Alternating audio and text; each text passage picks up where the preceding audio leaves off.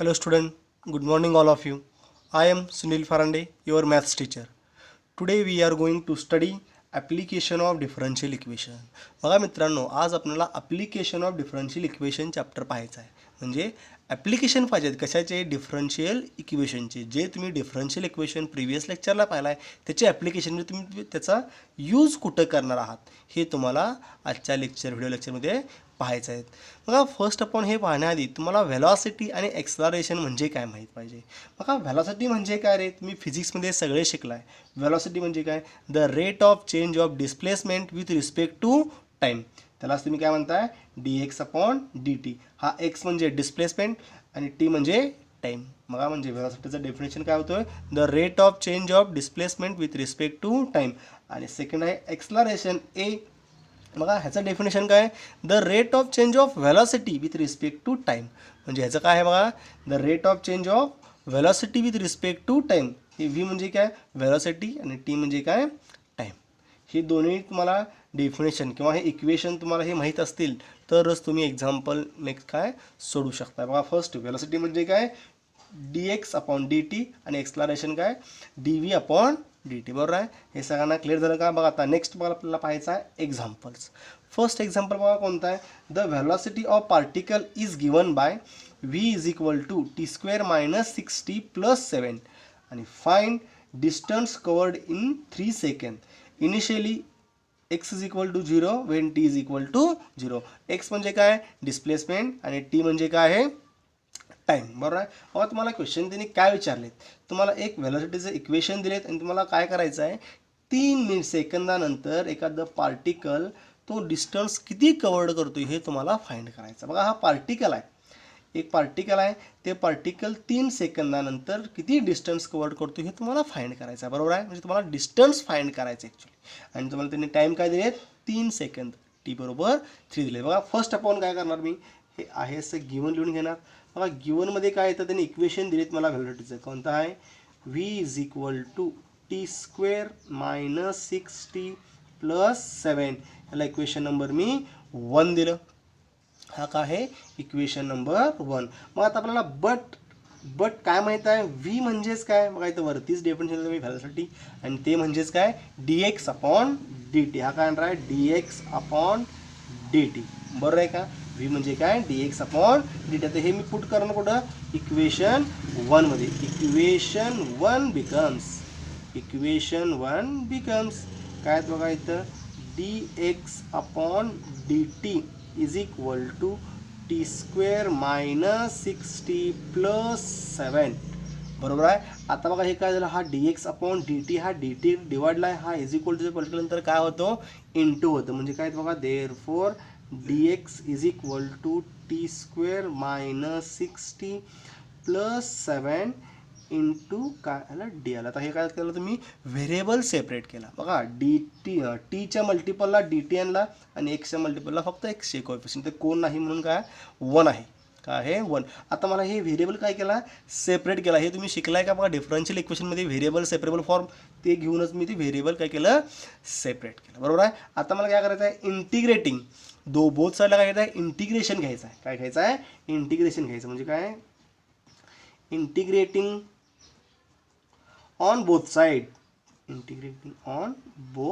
म्हणजे मी दोन्ही साईडला काय घेणार आहे, इंटिग्रेशन घेणार आहे. बोथ साईडला काय घेणार आहे, इंटिग्रेशन. म्हणजे काय बघा, इंटिग्रेशन ऑफ dx = 1.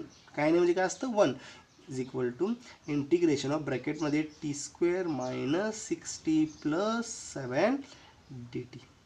बरोबर आहे का. बघा मी काय केलं, हे इंटिग्रेशन काय केलं, व्हॅल्यू इथं लिहिलं, इंटिग्रेशन फक्त अप्लाय केलं आणि आहेस मी लिहिलं. आता ह्याचं मला इंटिग्रेशनचे व्हॅल्यू फाइंड करायचं आहे. ह्या इंटिग्रेशन काय करायचं मला व्हॅल्यू. म्हणजे बघा dx 1 dx आहे ना, 1 dx इंटिग्रेशन काय तर आहे 1चं काय ते इंटिग्रेशन x येतं. x = काय आला x = बघा इथं ब्रॅकेटमध्ये काय दिसते t² - 6t + 7. म्हणजे तुम्हाला काय दिसते अल्जेब्रिक एक्सप्रेशन जे असतात प्लस आणि मायनस आहेत. मग असं असेल तर तुम्ही इंटिग्रेशन काय करता, सगळ्यांना सेपरेट देताय. बरोबर आहे. मग ह्याला सेपरेट ह्याला सेपरेट ह्याला सेपरेट तुम्ही देऊन ते इंटिग्रेशन फाइंड केलं. मग आता डायरेक्टली तसंच फाइंड करूया. फर्स्ट आपण t² इंटिग्रेशन काय येतं, t² आहे म्हणून बघा पॉवरमध्ये 1 ॲड करताय आणि डिवाइड बाय 3 पॉवर जो आहे तो मी डिवाइड बायला घेतला. परत काय -6 आहे तसं टी स्क्वेअर, टीचं बघा 6 आहे कॉन्स्टंट केलं, टीचं काय तर integration T square divide by 2 divide by काय तर 2 आणि प्लस काय हा 7 आहे, 7 आहे ॲज इट इज आणि इथं काय असतं एक्स येतं, एक्स नाही टी येतं, काय ते येतं टी येतं कारण डी टी आहे ना इथं विथ रिस्पेक्ट टू. मग प्लस सी हा झाला तुमचा इक्वेशन नंबर 2. हा काय झाला इक्वेशन नंबर 2. आता हा कॉन्स्टंटची मला व्हॅल्यू फाइंड करायची आहे, बरोबर आहे. कॉन्स्टंट काय करायचं मला व्हॅल्यू. मग इनिशियली काय बघा, इनिशियली तुम्हाला काय दिलेत, initially x is equal to बघा, then displacement is equal to तुम्हाला काय दिले 0 and t is equal to म्हणजे सुरुवातीच्या पॉईंटला जे एखादं पार्टिकल आहे त्याचं डिस्प्लेसमेंट देखील 0 असणार आहे आणि टाईम देखील काय असणार आहे 0 असणार आहे. ते मी ह्यात पुट करतो म्हणजे काय बघा 0 is equal to 0 cube upon 3 minus 6 into 0चा square upon 2 plus 7 into 0 plus C. हे सगळं तुम्ही सॉल्व केल्यानंतर सी इज इक्वल टू काय भेटणार तुम्हाला 0.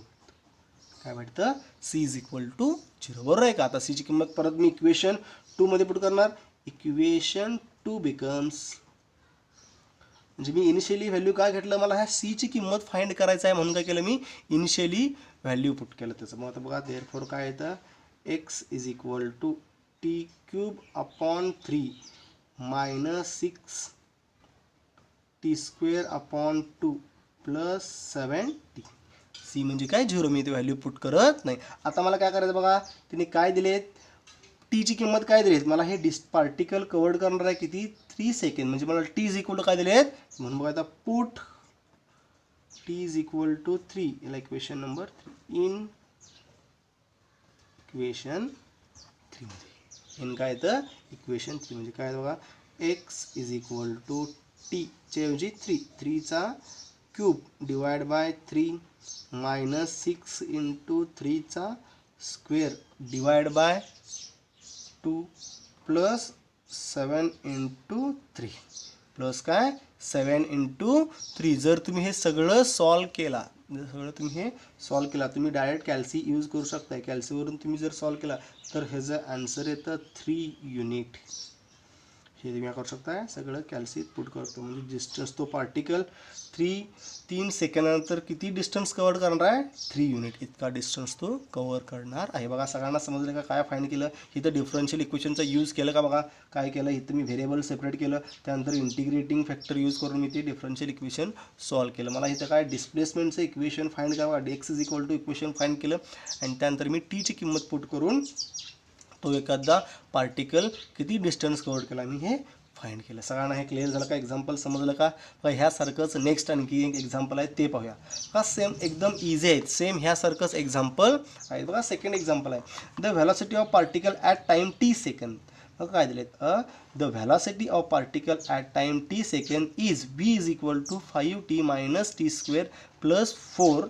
Find the distance covered by the particle in 3 second if it was initially at rest. बघा नाही काय सांगितलं, एक पार्टिकल आहे, हे पार्टिकल बघा त्याने त्याचं व्हॅलॉसिटी ऑफ पार्टिकल त्याचे व्हॅलॉसिटीचं इक्वेशन दिलेत 5t minus T square plus 4 आणि काय दिलेत तुम्हाला डिस्टन्स फाइंड करा, तो देखील किती टाईम काय दिलेत 3 सेकंड आणि काय सांगितलं पहिलं तुम्हाला इनिशियली काय इट ॲट रेस्ट म्हणजे स्टार्टिंग पोझिशनला हा काय करला रेस्ट असेल तर एक्स इज इक्वल टू काय असतं 0 असतं. टी इज इक्वल टू कोणतंही एखादं हा पेन आहे, हा एक पार्टिकल आहे, ह्याचं स्टार्टिंग पोझिशन बघा, ह्याचं टाईम आणि डिस्प्लेसमेंट हा कव्हर करणं काय असणार आहे 0 असणार आहे. मग अजून मला इथनं 3 सेकंदानंतर इथं जायला किती डिस्टन्स कव्हर करते हे मला सांगायचं, बरोबर आहे का. हा पेन काय आहे इनिशियली स्टेटला काय असणार आहे, हा इथं रेस्टला डिस्टन्स पण काय असणार आहे 0 असणार आहे आणि टाईम देखील काय असणार आहे 0 असणार, बरोबर आहे. आता मला हे एक्झाम्पल परत सेम त्याच वेळी सॉल्व करायचं आहे.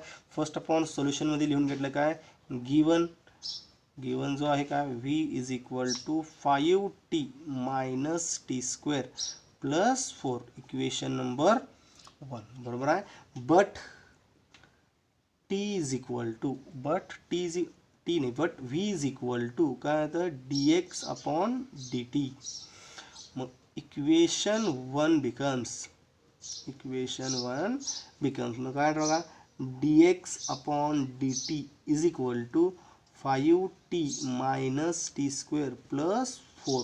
मग आता हे व्हेरिएबल मी सेपरेट करतो. dt हा इकडे इज इक्वलच्या पलीकडे नेतो. इथे काय बघा dx is equal to 5t minus T square plus 4 dt. बरोबर आहे.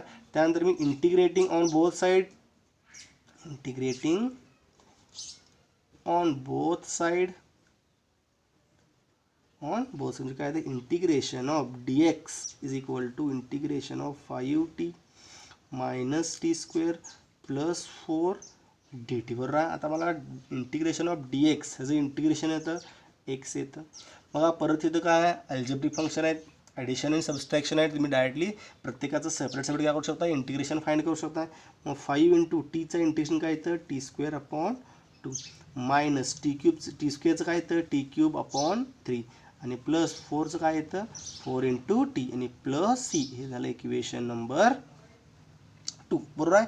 आता मला काय करायचं आहे सी ची किंमत मला फाइंड करायचं आहे. म्हणून इनिशियली हा पार्टिकल काय असणार आहे रेस्ट म्हटलं म्हणजे काय असणार आहे 0 असणार आहे. तेव्हा काय म्हणणार आहे initially x is equal to 0 and t is equal to काय असणार आहे 0. मग therefore 0 is equal to 5 into 0चा स्क्वेअर अपॉन 2 मायनस 0चा cube upon 3 plus 4 into 0 plus C. मग therefore C is equal to काय भेटतं 0 भेटतं.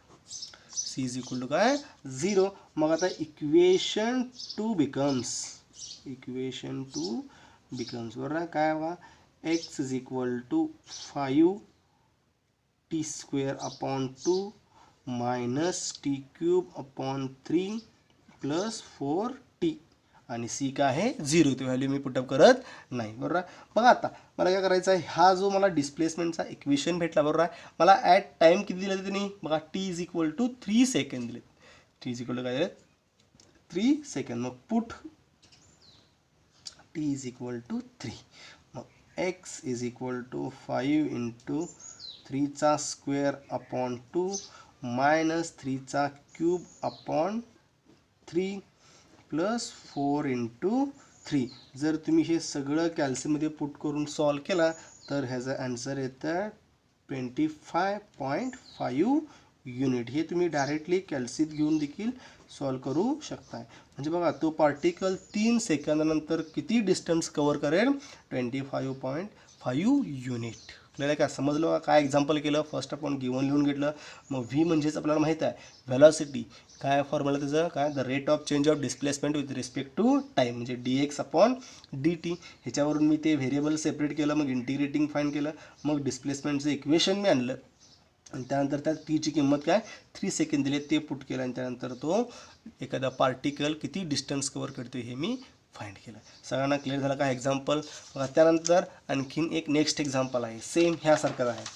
सेम काय ह्यासारखंच एक आणखीन एक एक्झाम्पल आहे. मग आता हा एक्झाम्पल काय a body moves according to the law of motion is given by d2x upon dt square is equal to 3t square.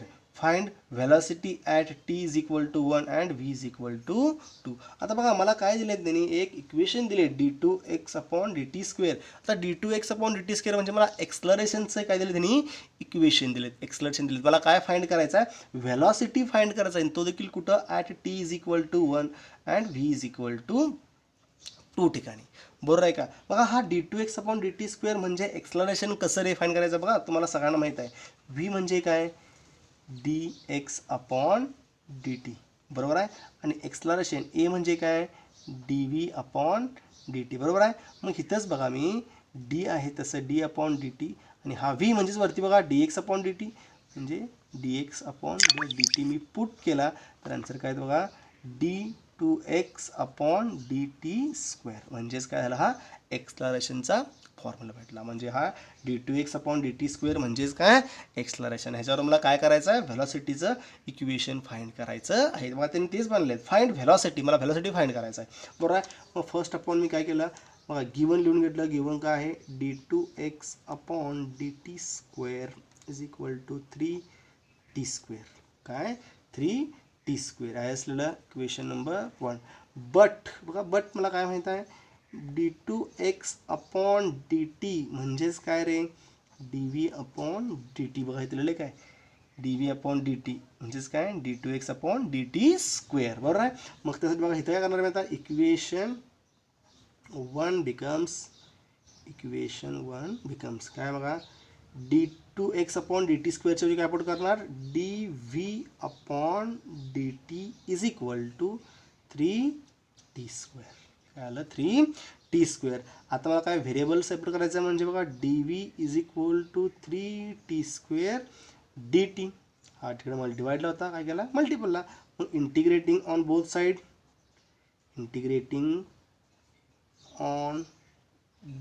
Side म्हणजे मी बोथ साईडला काय करणार, इंटिग्रेशन अप्लाय करणार. मग integration of d v is equal to 3t square integration of 3t square d t. मग d व्हीचं integration काय येते, इथं काय आहे 1 आहे. बघा integration with respect to v आहे म्हणून काय येणार आहे, व्ही येणार आहे. डी व्ही आहे ना, एक्स असेल तर काय आलं असतं, एक्स चालतं. बघा प्रिव्हियसमध्ये काय आलं एक्झाम्पलमध्ये डी एक्स होतं म्हणून एक्स चालतं, इथं डी व्ही आहे म्हणून काय आलं, व्ही आलं. आणि इंटिग्रेशन बघा 3 कॉन्स्टंट टी स्क्वेअरचं इंटिग्रेशन काय येतं, टी क्यूब बाय 3 आणि प्लस काय असतं सी. ह्या 3ला हे 3 गेट कॅन्सल, मग देअरफॉर काय येतं, v is equal to t cube plus c. Equation number 2. बरोबर आहे, क्यू प्लस सी. बट बघा त्यांनी मला व्ही इज इक्वल टू किती दिले आहेत, बघा इथे दिले v is equal to 2 and t is equal to 1. ह्या पॉईंटला तुम्हाला व्हॅलोसिटी फाईंड करायचा म्हणून बघा v is equal to 2 and t is equal to 1 केलं. मग v is equal to 2 is equal to t किती आहे 1, 1चा क्यूब प्लस सी म्हणजे बघा 2 is equal to 1 plus C. मग C is equal to 2 minus 1. Therefore C is equal to काय आलं, 1 आलं.